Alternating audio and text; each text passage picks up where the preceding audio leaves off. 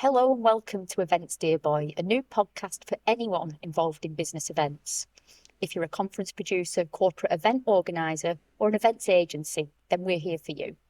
We want to share the highs and the lows, the best practices and the horror stories, and you can expect ideas and inspiration and maybe some laughs too. And if you're a speaker at these events, then we're here for you too. We'll be talking about how you do it, what makes speakers nervous, and how it feels when it all goes well or terribly. My name is Catherine McNamara and I'm the marketing lead at the talent agency Pomona Partners. And someone who has organised many business events in my working life. Alongside me is Pomona Partners founder and veteran of 1,000 speaking gigs, Tom Cheesewright. Each episode, we're going to be joined by a guest from the business events space, either an organiser or a speaker. We'll ask them to share their experiences, both good and bad, and their tips for other people in their positions. And this week, I'm delighted that we are joined by Paul Spiers. Welcome, Paul. Thank you very much. Good to be here. Excellent. So, as much as we've done a few of these podcasts now, and no matter how much background reading I do, when I ask this question, it always feels like I learned something new about our speakers. So, can you tell us what's your area of expertise? Give us it full on. It's leadership and culture. So I'm founder of the new P&L Institute, which is a leadership and culture consultancy, host of the new P&L Principles and Leadership and Business podcast. So it's all focused on how we build more principled leadership and more purpose-led business. It feels very apt at the moment talking about principled leadership as we go into an election. 100%. So but let's not go there. No, let's not today. What took you to that place? How have you derived at having that as your kind of your focus area? What's your backstory? So I had a sort of 25, 30-year career in marketing communications, reputation management and so on. About a decade ago, I had a marketing agency. We were subject at that time to a series of very unethical actions that took the agency to its knees and me personally as well. In the middle of that sort of mess, I just had an idea for a new P&L, that there's got to be a better way of doing business than what we had been subjected to at that time. So one based on principles and leadership rather than profit and loss. That agency folded eventually into a London agency and I started to rebuild things. And then about 7 years later, the idea of a podcast and the new P&L came together. It took me a long time to figure out what the right vehicle was for it. I'm a very slow learner. And about 7 years later, I came up with a podcast, thought I'd dip my toe in, see whether it worked. We were just on the other side of COVID. COVID hit. Everyone started thinking about their values, the principles, the purpose that underlie their business. You saw the difference between those who espoused certain values and couldn't deliver it and those that genuinely committed to them. So the podcast grew exponentially, and that's the backstory to it. The Institute was launched on the back of it, and I find myself here today as a result. We should talk about that podcast because it's been incredibly successful, and I personally find it really valuable because you get some incredible guests on there, some real thinkers, and I particularly love that exploration of the gap between what people say and what they do. I find it in my own work a lot, the gap between what consumers say and what consumers do. But I think in some ways it's even more important in leadership. Absolutely. I mean, it's something I refer to in a lot of the workshops as vinyl values. So when you walk into a reception and you see wonderful values and commentary espoused printed onto vinyl and put on the wall behind reception, and often they end up becoming a representation of rather than a demonstration of the values that live in that business. You know, they become a substitute for it. So everything's about how we get those values off the wall, off the vinyl they're printed on, and into the thinking, into the doing of those within that organisation. Yeah, it's fascinating. It's yeah. I think it's such a rich area of exploration. Yeah, I love it. And how did you? I mean, you talk about kind of you set the podcast up, and that's obviously a vehicle for exploring that area. How did you kind of make that move into speaking? When did people start coming to you saying we would like you to talk to us about this, take it on a bigger scale? What was that journey like? Yeah, I mean, I guess about 18 months into the podcast, as I said, it sort of grew quite exponentially, and I started getting approached by smaller organisations at first saying we love the concept of the new P&L. It was enough to, I guess, provoke a little bit of an intrigue as to, what framed around it, how it was delivered, what principles and leadership meant in a business. So I dipped my toe again into the keynote speaking, found it was a really, whether it's 300, 3,000, it's a really personal way of delivering the new P&L message. And I'm not in keynote speaking because I've got a massive ego and a messiah complex. I'm here because it's a mission. I love what I'm doing. Because of the personal place I came to, it's very personal to me. It's a new P&L based on my experience. So I love getting out there, meeting with people, doing the research for those keynotes and having those conversations afterwards. When I'm talking to people who are interested in booking you, I find myself always describing you the same way, which is you're a lean-in speaker, which is that when you're speaking, you watch the audience just sort of lean forward and listen. And I love that. You sort of draw people in. But it's not just the keynotes that you're doing. You do quite a lot of sort of hosting and moderating as well, don't you? You've become quite in demand for that. Yeah, reasonably. I mean, I'm definitely not a comedian. I'm not funny as an individual, so I tend to end up with the more serious events, World AI festivals and that sort of thing, because probably some people think I'm a little bit academic rather than funny. So I'm definitely an acquired taste, and I go in for those more technology-led, more business-led facilitations. But I absolutely love that as well, because it becomes 2 or 3 days of me effectively being there to learn myself, to meet great people, to understand their thinking and have those conversations with them. I find this whole experience, I've got right back to when I was 7, I won an encyclopaedia, and we never had any books in our house. And I devoured that encyclopaedia, and I can draw a red thread to what I'm doing now, right back to the discovery of what the world looked like and, what was involved in the world with an encyclopaedia. And I'm at the intersection now of knowledge, of curiosity, of creativity, and it's a total passion. I love what I'm doing. It's a wonderful place to be. Totally. And you've just inadvertently answered a question which was going to be, what do you love about speaking? But I think you've just kind of laid that out for us, and that's really interesting to hear. You've talked about that you maybe are taken to a more serious event, but can you tell us about those events in terms of, is it a particular audience? Is there a particular challenge that some of those organisers or businesses sitting behind them are trying to explore? Can you tell us a little bit more about those? Yeah, I mean, I think it's not a particular type of business, because I think we've all got the same challenges. There are huge seismic challenges out there in business and society more generally, and we know what they are, from environmental crisis to hybrid working to post-COVID debt and almost this perma-economic crisis. So there's loads and loads of challenges, and AI and automation and so on. And leaders are just trying to figure out how they navigate all of these challenges, because they both feel bigger, and in many instances they actually are bigger. So how they navigate them, how they retain that sense of authenticity within themselves while they do it, how they demonstrate vulnerability in that process and bring people in to collaborate but not look weak in that process either. So I just think there are so many things put on leaders today that they're just looking for a few answers from. So it's not a particular industry, because everyone has a leader, everyone has management.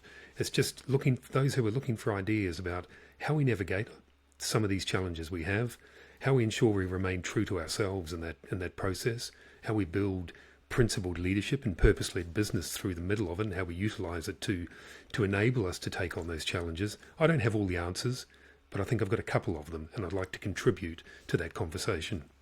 Do you find yourself optimistic about the sort of tension that leaders are facing between principles and profit? I get the sense, talking to a lot of my clients, that post-COVID particularly, there's been a bit of a reset, and there's a bit more breathing room, if you like, for them to change the way they do things and be a bit more focused on principles and the long term rather than short term gain. I think we're still in an education process where for decades there's always been the argument, I guess, or the belief, or the inherent belief in business, that you can't have both. That you can't have purpose and make an impact and make profit as well. And I think what's been demonstrated over the last couple of decades particularly is that that's a nonsense. It's a myth. So we're still in the education process, but I believe we have created a movement, a momentum of people who genuinely believe that happier staff, more loyal staff, more purpose-led staff that are led by people with a strong and authentic vision do make better business. And we've still got a long way to go on that road, but I think the tension that existed, the sort of the either or, has largely been dispelled. I think we still turn back to profit over purpose when we hit the straps a little bit, when things get tough and we start to, revert back to that old way of thinking. But I think new generations of leaders that are coming through, and I think to my point earlier, with all these seismic challenges, we fundamentally need new characteristics in leadership. And you look at plethora of reports online, World Economic Forum, whatever it happens to be, critical thinking, analytical thinking, creative thinking continually sit in the top 5 characteristics that employers want from employees. All of those things are the foundations of the future of leadership. They're all the foundations of questioning why we do what we do and how we do it. And they're all the foundations of how we deliver more purposeful leadership. So I think we're on our way, but we've still got an education to go. So interesting. I mean, you've touched on the reasons why you booked for events. You've touched on why you love speaking and kind of that thread that you can draw back to kind of being a 7-year-old. What's the best? Are there any particular standout events that you've been involved with that you would call out and say really that resonated with me for a reason? Events I've delivered or events I've attended? Delivered. I think for me, what's been fascinating, I mean, I wouldn't want to call out too many because there's just about everyone I love, but the World AI Festival in Cannes that I've facilitated for the last 3 years, I felt blessed to get the opportunity to facilitate it when it launched in its foundation year 3 years ago. I've done it every year since, and because this is a topic that is so much on the edge of where the future is heading, for me to stand there with probably about 30 speakers over 3 days and listen to what they've got to say, and genuine world leaders in this area, not software providers that have sponsored to be at the conference and stand up to promote product, but actually genuine world leaders. And it blows me away every single time. And, I walked away from this year not sure whether to be frightened or fascinated by some of the things that were coming up with AI, but I feel privileged to be in that place. I mean, beautiful scenery in the background as well, but quite blessed to fly to Cannes. But it's just an incredible event to be a fly on the wall at. All I'm doing is facilitating, but listening to what people have to say is incredible. Yeah, it never hurts to be able to finish your session and walk out onto the Croisette. That's exactly it. Yeah, absolutely. I used to do an event there every year, and we had a tradition that on the final day, was it the Royal Hotel along the Croisette, yes. And we'd go and sit outside the front there. Even though it was February, it was usually dry and fairly sunny, and we'd sit out the front and have a Key Royal in the hotel down there, and just to finish things off. I'm a bit more Lada than Prada, so it took me a while to get used to that place. So, conversely speaking, then, are there any memorable events that you've undertaken that you remember for the wrong reasons? So, kind of worst experiences that you can call out, and that can be everything. We've had examples of people being put up in kind of bunk beds, being asked to cut their presentations short by 20 minutes with 5 minutes notice. Anything? Yeah. What stands out as kind of some of those less memorable speaking gigs? It's probably the first proper keynote I did when I was building out from the new P&L podcast in the Institute. It was about 3 years ago, and it was quite a prestigious industry organisation. I couldn't believe I'd landed it as one of my first sort of big gigs, if you like. Practiced for weeks and weeks and weeks and rehearsed, and I'm not someone for whom this comes naturally. So when I first started out, it was a big deal for me to put myself out there. The presentation I thought was strong, and I delivered it with a bit of nervousness at that point.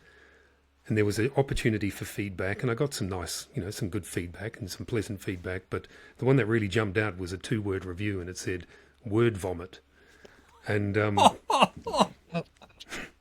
it was pretty brutal. But I think she was probably right, because when I looked at it afterwards, I think it was probably the best review I had, because it forced me to, at that really early stage of keynote delivery, to say, well, where was the value in this? What was I actually delivering? How did I shape it? What would the format look like? What did the structure look like?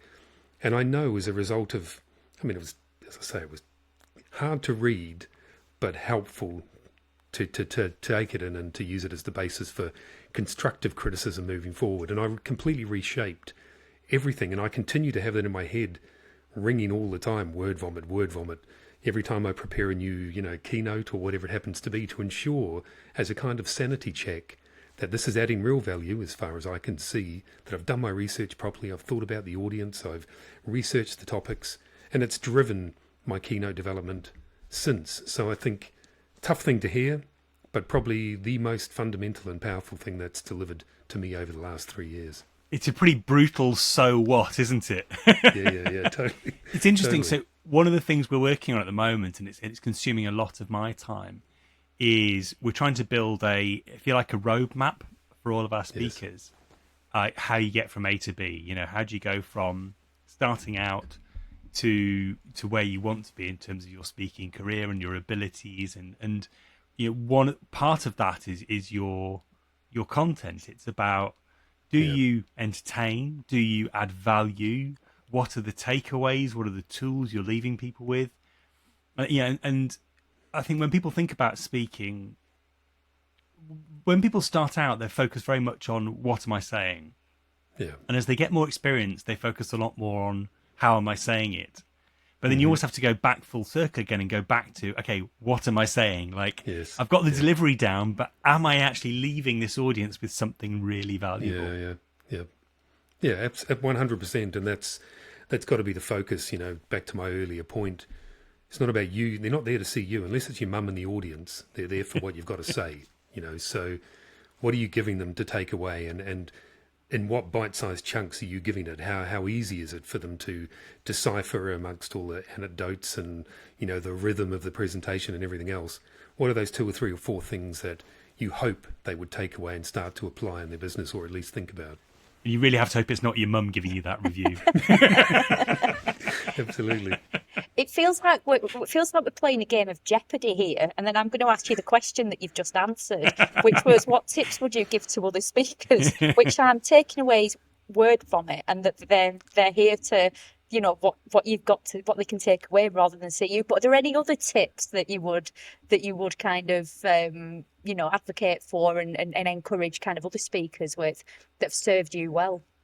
Well, when I launched the new P&L podcast, and I've got teenage kids, and I sat down with them and I was explaining to them what it was about and principles and leadership and so on. And I went off on this, very excited about it, and I went off on this pontification for about 10 minutes explaining why it was important and everything else.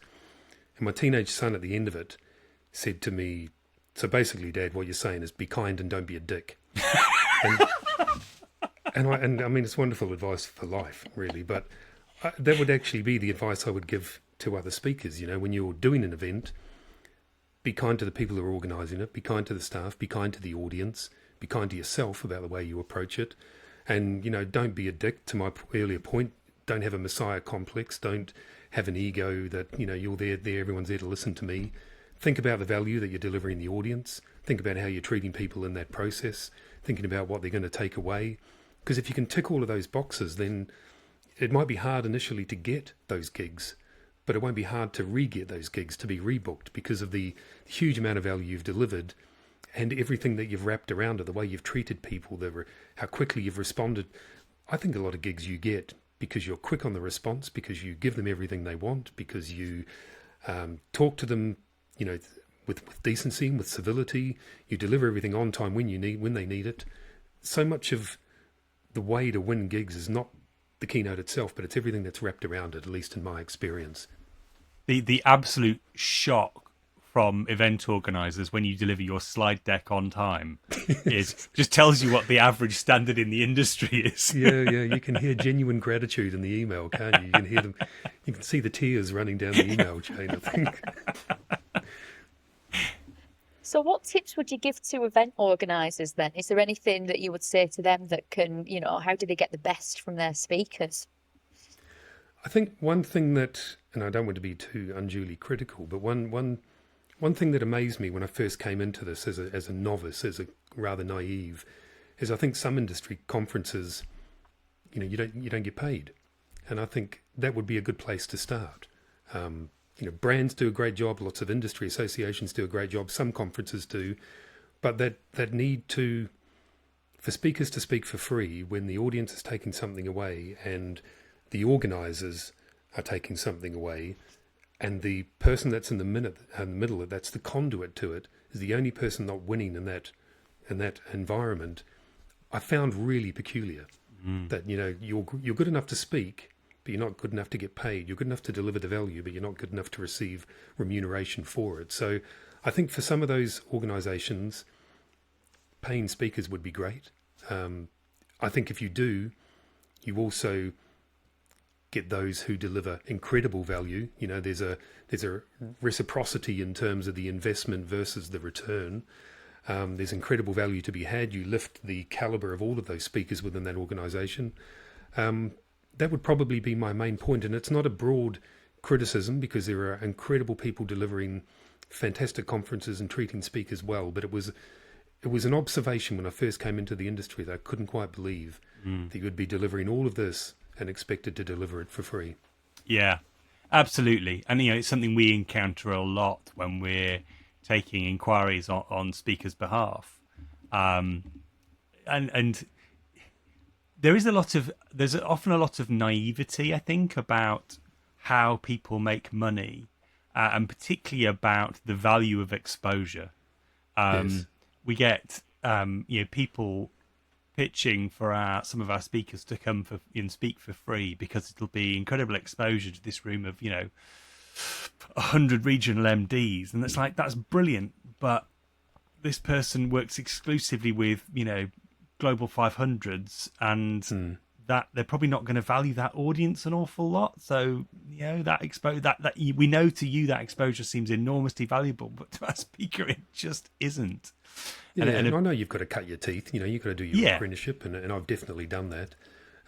But and we're not talking, thousands. But I think the representation of a fee-based proposition in some of those conferences would go a long way to encouraging speakers and to lift their own value and encouraging the level of the speakers that would be enticed to come to that conference. Then it becomes a virtuous circle, doesn't it? You get better speakers delivering more value, more people come, the conference elevates itself, and it becomes better and better and better, I think. Hard agree.